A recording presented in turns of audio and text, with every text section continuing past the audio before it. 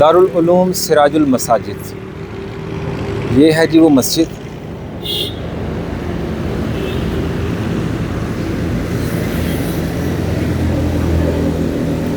नाज़रीन, इस तरफ सियालकोट है और इस तरफ वज़ीराबाद सिटी है और ये मस्जिद है। आ जाएं चोपड़ा साहब,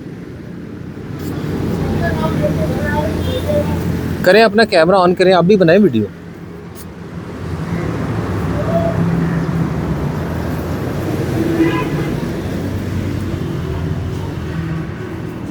अभी कुछ देर ही पहले हम यहाँ जुम्मा पढ़ के गए हैं वापस मकबरे की तरफ। अभी हम मस्जिद के अंदर आ चुके हैं। यहाँ पर नमाज अदा कर रहे हैं लोग, इसलिए हमें अपनी आवाज़ को थोड़ा सा पस्त रखना पड़ेगा ताकि हम उनकी नमाज में मुखल ना हो।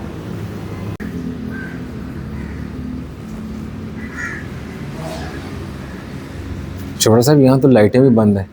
ये अभी वेट करना पड़ेगा असर की नमाज का, तो फिर आते हैं, बोलते हैं। असर की नमाज में आएंगे इमाम मस्जिद या जो भी यहाँ की इंतज़ामिया है, तो फिर उनसे चाबी लेंगे और कोशिश करेंगे कि इसका जो बालाई हिस्सा है वो भी दिखाएं और इसके मीनार पर भी जाएं। लेकिन फ़िलहाल तो लाइट भी ऑफ है। ये है जी वो मस्जिद, अंदर से आप देख सकते हैं।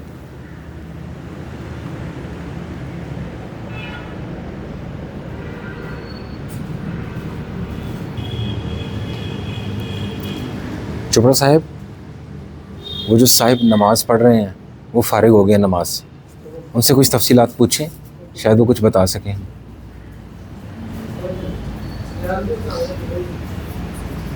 जी अस्सलाम वालेकुम। वालेकुम सलाम। सबसे पहले तो अपना नाम बताइएगा कि आपका नाम क्या है। जी, मेरा नाम अमजद अली है और मैं इधर का रहायशी हूँ और मैं तकरीबन मेरी 70 साल उम्र हो गई है माशाल्लाह। और मैं इधर ही पला बड़ा हूँ, इसी मस्जिद में पारे कुरान शरीफ यहीं सारा कुछ पढ़ा है मैंने।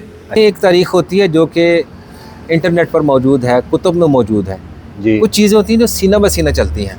सही है, ठीक है। क्योंकि ये उनका आबाई गांव है या आबाई शहर है, सही है। तो यहाँ पर कुछ ऐसी चीज़ें भी मशहूर होंगी जो सीना बसीना है। हाँ जी, बिल्कुल। तो हमें कुछ बताएं उनके बारे में। उसमें जहाँ तक मुझे पता है कि ये मस्जिद है, ये तकरीबन 1954 में शुरू हुई थी शायद। अच्छा। और 56 में तो मौलाना ज़फ़र अली ख़ान साहब जो था वो फौत हो गए थे जी। और उसके बाद में 58 में ये मुकम्मल हुई है तकरीबन। ठीक है। 3-4 साल लग ही गए हैं मीनार बनने, ये वो सारा कुछ, जहाँ तक मुझे याद है। थोड़ा बहुत अप डाउन हो सकता है, लेकिन यह है कि ये एक्यूरेट यही है। तो मौलाना साहब साहब की रहायश भी इधर ही है, आप दिखा सकते हैं रहायश भी उनकी। हाँ, वो उनकी रहायश भी इधर ही है और वो इधर ही रहते थे। लेकिन जब वो फौत हो गए हैं तो फिर उनके जो उनके लवाहिकीन थे, उनके बेटे वगैरह, वो यहाँ से लाहौर चले गए। लाहौर के बाद वो कभी कभार यहाँ आते थे, कभी कभार हम उनको देखते थे, लेकिन वो इतने मजहबी नहीं थे जितना मौलाना ज़फ़र अली ख़ान थे। क्योंकि मौलाना ज़फ़र अली ख़ान तो माशाल्लाह ये पीछे से कोट मैर्थ के रहने वाले थे जी, कोट मैर्थ के। तो यहाँ से वो यहाँ आए हैं, फिर उन्होंने वो प्रेस वगैरह लगाए, अंग्रेज़ों के ख़िलाफ़ उन्होंने जदोजहद की और बहुत जदोजहद है उनकी अंग्रेज़ों के ख़िलाफ़। जी, वो मारूफ। ये तो मेरी पैदाइश से पहले, क्योंकि मेरी 56 की पैदाइश है, उनकी 56 ही जो है ना वो वफ़ात है। वफ़ात 1 महीने की है। वो नवंबर में 27 नवंबर को वो फौत हुए थे। मेरी 20 नवंबर को वो पैदाइश है 56 की। ठीक है। तो मुझे तो घर वाले ही बताते रहते हैं ना कि फिर हम इधर आके मस्जिद में पढ़ते थे, इधर उनके आते थे वो। हाँ, जो आपके लड़कपन में, जब आपका लड़कपन का दौर था, तो उस वक्त के जो बुजुर्ग थे, हाँ जी, वो उनके हम असर थे। उनसे आपने कुछ ऐसा कोई वाकया उनकी शुजाअत का, बहादुरी का सुना हो? शुजाअत का वाकया, बहादुरी का, वो खुद जना वो पहलवान टाइप थे। वो जो होते हैं ना मुगदर जो बने होते हैं, वो क्या उसको कहते हैं, वो बेलते थे, सारा कुछ रहता है वो। हाँ जी, पहलवान भी करते थे। हाँ जी, वो कबड्डी के भी बड़े शौकीन थे, कबड्डी भी खेलते थे वो। लेकिन यह है कि ज़्यादातर चूँकि उनकी वो जद्दोजहद अंग्रेज़ों के ख़िलाफ़ रही है, इसलिए वो कभी जेल में, कभी बाहर, कभी जेल में, कभी बाहर, ये होता था उनका। तो जी अस्सलाम वालेकुम। वालेकुम अस्सलाम व रहमतुल्लाहि व बरकातहू। सर, सबसे पहले तो हमारे नाज़रीन को अपना नाम बताएं, हमें तो पता है आपके नाम। जनाब, मेरा नाम है हाजी ज़फ़र इकबाल। मैं 2022 में रिटायर हुआ हूँ। मैंने तकरीबन 38-39 साल जो है ना एजुकेशन में सर्विस की है माशाल्लाह। मैं गवर्नमेंट हाई स्कूल निज़ामाबाद से रिटायर हुआ हूँ। तो बचपन से इसी गांव में कहीं रिहायशी हूँ। ठीक है। तो हम असर के बाद आपका वेट कर रहे थे कि आपसे हमारी अल्लाह करे मुलाकात हो जाए, ताकि आप हमें कुछ। अल्हम्दुलिल्लाह नमाज के टाइम तो मुलाकात होनी थी, क्योंकि मैं तो सारी नमाजें इधर ही अपनी मस्जिद में ही आकर इधर ही आपका बचपन गुजरा है, इधर ही बचपन गुजरा, इधर ही जवानी और बुढ़ापा भी इधर ही आ गया। यानी मान गए आपके बुढ़ापा। बुढ़ापा तो आना 63 को पहुंच गया हूँ। अच्छा, अभी हमें बताएं कि यहाँ ये सामने रहायश है मौलाना साहब, मौलाना साहब की वीडियोस हम बना चुके हैं। ठीक है, तो हमें बताएं कि यहाँ वो कितना अरसा मुकीम रहे। वो जब पैदाइश तो उनकी 1876 की जी, वो आप देख लेना, गालबन 18 अक्टूबर 76। तो इधर ही रहे हैं। वो लाहौर शिफ्ट हुए हैं तकरीबन 1906 में, लेकिन फिर भी वो सही शिफ्ट नहीं हुए, इधर ही रहते थे। फिर जब मुकम्मल शिफ्ट हो गया, फिर हफ्ते के बाद इधर आते थे, यानी 6 दिन उधर रहते थे, संडे को इधर आते थे। और इधर भी बकायदा कचहरी लगती थी, इधर ये अदालत बनी हुई थी। अच्छा। ये जो इर्द गिर्द गाँव है, ये बेला है, ये दूसरे गाँव है, वो उनके जो झगड़े या मसले मसाइल होते थे वो इधर पूरी पंचायत लगती थी। और जैसे अदालतों में फैसले, इधर वो फैसले होते थे, और उनके फैसले को अदालत भी चैलेंज नहीं करती थी। अच्छा, हाँ जी, ये इस तरह का अल्हम्दुलिल्लाह। तो एंड तक उनका इधर आना जाना रहा है। लाहौर वैसे वो शिफ्ट हो गए थे। आपसे पहले जिन बुजुर्गों से हमने बात की है वो बता रहे थे कि उन्हें कबड्डी का बड़ा शौक था, पहलवान थे शायद, या उन्हें जोर आजमाई का शौक था। जोर आजमाई का उनको बहुत शौक था, वर्जिश करते थे।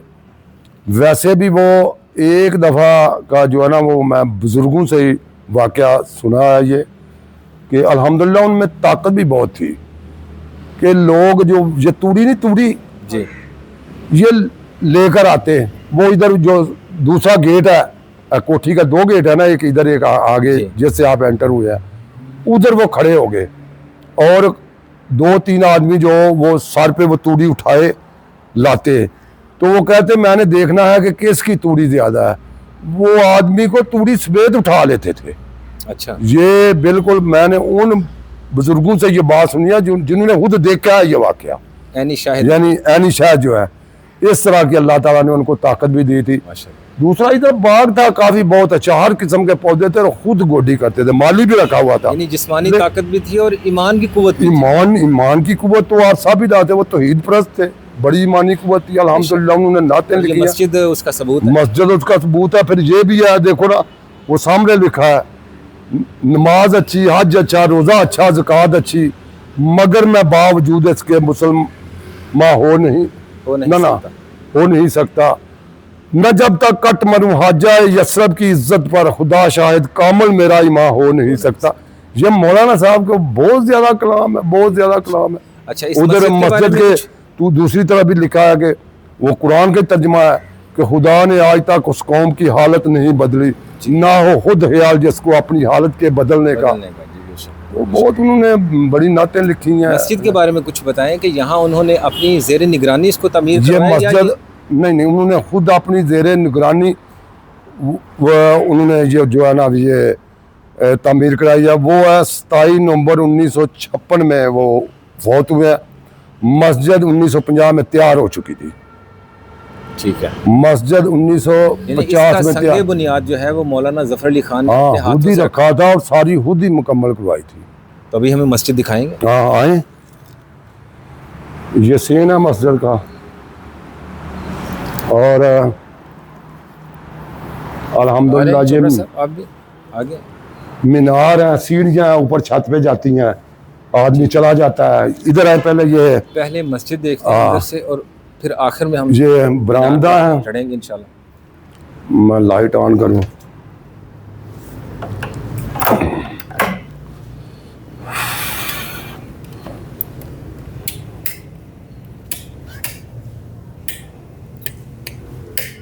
माशाल्लाह, ये जी मस्जिद का हाल है अल्हम्दुलिल्लाह। इसका जो है ना ये काम तो बाद का लग रहा है, बाद का है। ये सिर्फ ये दीवारें वही हैं, उनको डेकोरेट हमने किया है बस। ठीक है। और ये सीलिंग, छत पहले लकड़ का था, ऊंचा था, छत अब लेंटर डाला है और ये सीलिंग की है। बाकी जो जगह है, जो तरतीब है, ये दरवाजे उसी वक्त के लगे हुए हैं, कोई दरवाजा नहीं बदला, दरवाजे वो ही है अच्छा, वो आज भी, अब वो ही बस रंग रोगन ही है। रंग रोगन है, बाकी वो ही लकड़ी है जो मौलाना साहब खुद ये जो लगवा गया। लिखाई है ये या अल्लाह लिखा हुआ है, हाँ, या ये मोहम्मद वो उस लिखा हुआ वक्त का ही लिखा हुआ है। ये कारीगर का ही कमाल है, उस वक्त के कारीगर ने ये सारा काम किया हुआ है। ठीक है।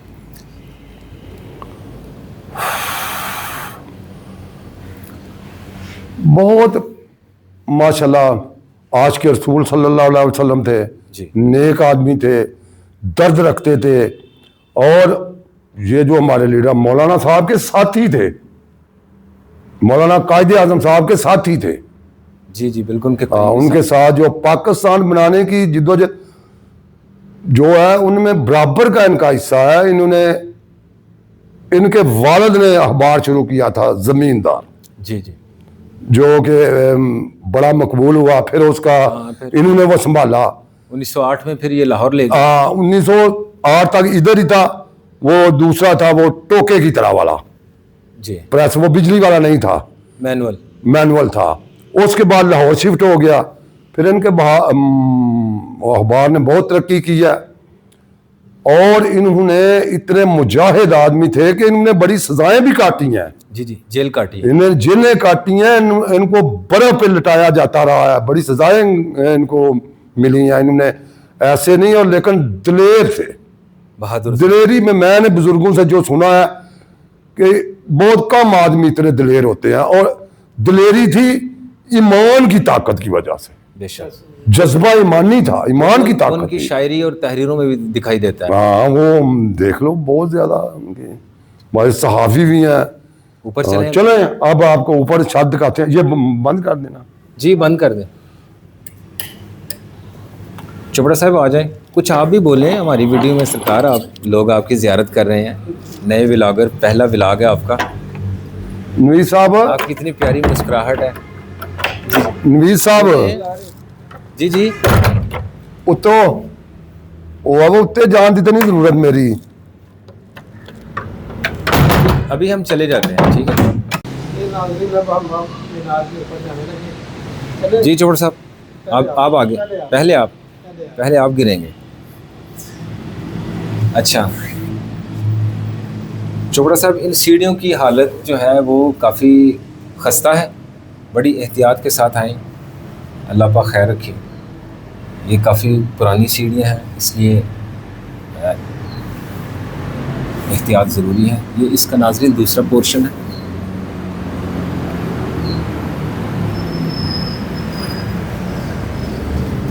ये इसका दरमियानी गेट है जो भट्ट साहब ने हमारे लिए खुसूसी शफ़क़त और मोहब्बत करते हुए हमें ये खोल कर दिया है, और अब ऊपर जा रहे हैं।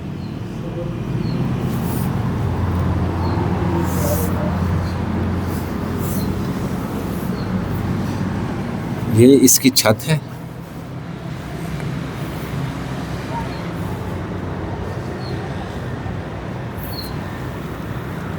ये इसके ऊंचे मीनार।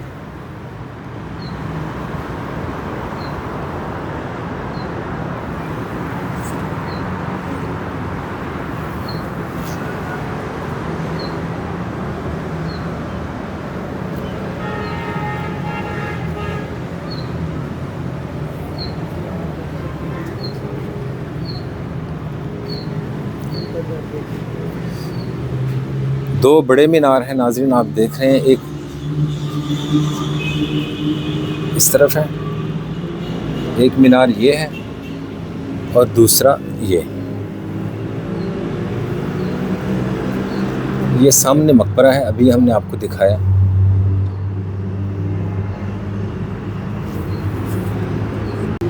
चोपड़ा साहब आ जाएं।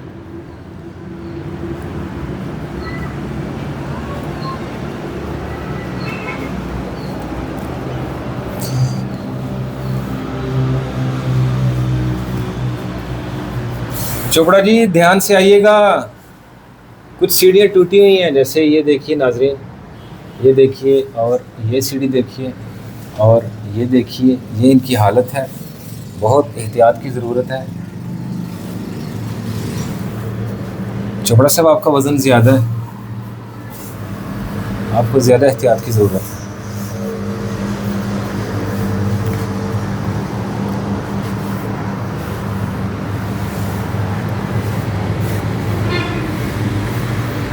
तवक्कलना अल्लाह सुब्हानहु व तआला।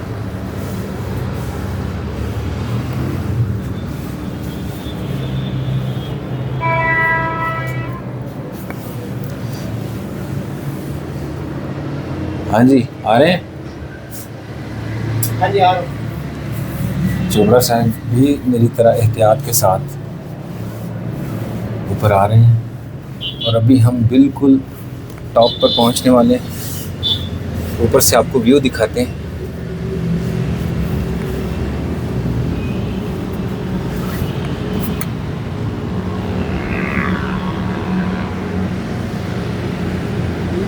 अच्छा चोपड़ा जी, अपने नाजरीन से बाद में बात कीजिए, पहले मेरी बात सुन लीजिए।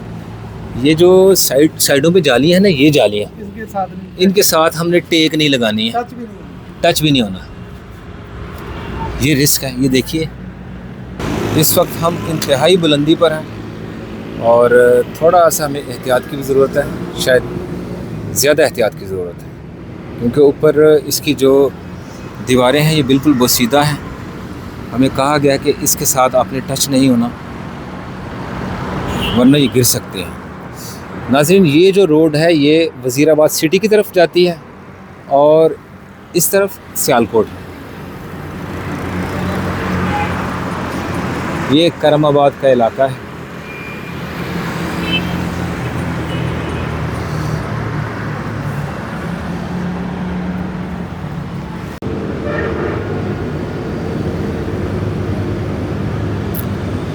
ये रही मौलाना ज़फ़र अली ख़ान की रिहाइशगाह, जहाँ पर आपने एक तवील वक्त गुजारा।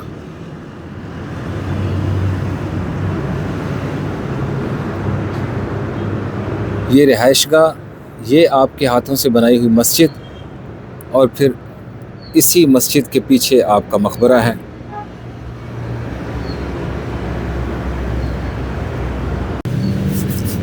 जी तो नाज़रीन, अभी हम वापस चलते हैं। अब हमारी वीडियो इख्तिताम की जानिब बढ़ रही है।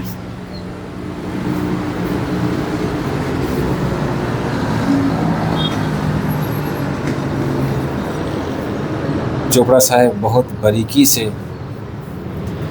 मंज़र को अपने मोबाइल में कैद कर रहे हैं।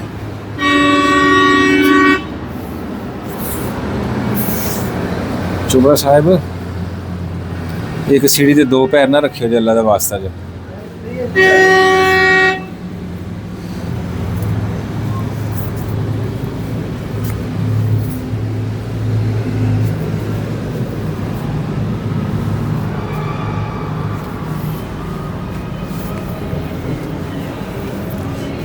एक वीडियो को बनाने में कितना टाइम लगता है और कितनी मेहनत सर्फ होती है, ये आज चोपड़ा साहब को अंदाज़ा हो गया। इसलिए आपने चोपड़ा साहब का और मेरा चैनल ज़रूर सब्सक्राइब करना है। ये आपकी मोहब्बत होगी।